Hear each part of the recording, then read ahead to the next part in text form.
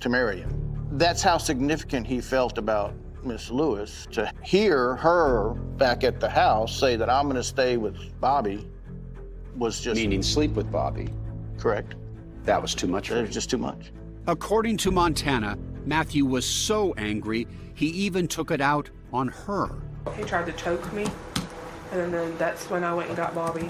So I went outside, and he had kicked all the doors in on our car and was punching on the window. At one point, Bobby had to pin Matthew against the car in order for the girls to be able to leave. The whole time I'm holding him, he's screaming top of his lungs, I'm gonna kill y'all, I'm gonna kill y'all. Montana says she and Livye left in separate cars. In search of safety, Montana says she headed toward the home where Matthew's mother and grandparents lived, and that's where Matthew caught up with her. He pulled in behind me. I went to get out, and he started choking me again. Their children were in the back seat of Matthew's van. And I was honking the horn so somebody would come outside.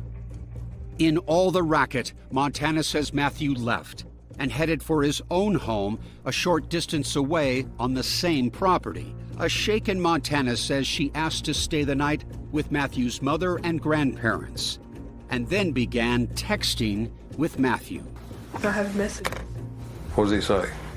You took part in it, and you are guilty as she is, wrote Matthew, as he angrily accused Montana of playing a part in Livye's decision to spend the night with Bobby Ozan.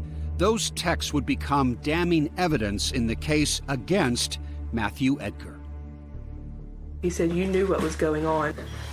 A decision that appears to have enraged him. He said, I will take your life, her life, and his life, mark my words.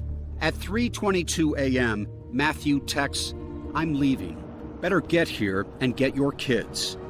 McDonough says evidence shows that a drunk and angry Matthew then got behind the wheel of his truck, where he kept his rifle and went hunting for Livye. I think she pulled over to talk to him, and I'll tell you why. She was just sitting there with her legs crossed. Indicates to me she was not afraid.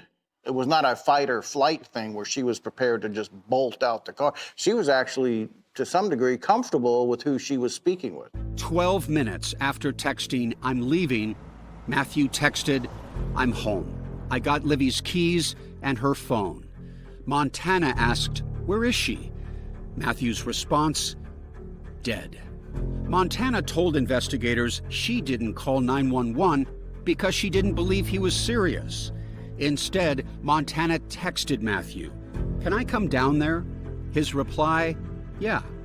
But Montana claims that Matthew's mother wouldn't let her leave, so she just fell asleep. I never left. I didn't even know anything had happened until I woke up at around 6 o'clock this morning. But Matthew didn't go to bed.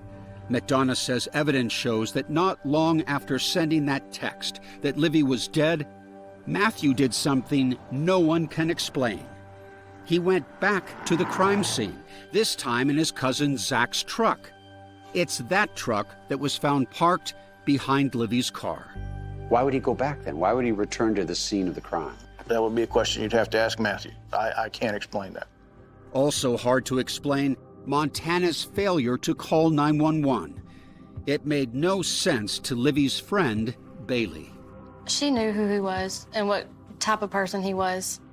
And then she was receiving all those texts. I don't think that you can just take that with a grain of salt after you've received those text messages. Yeah, it's time to call police. Right. McDonough says he and his team of investigators wondered if Montana had been to the crime scene that morning,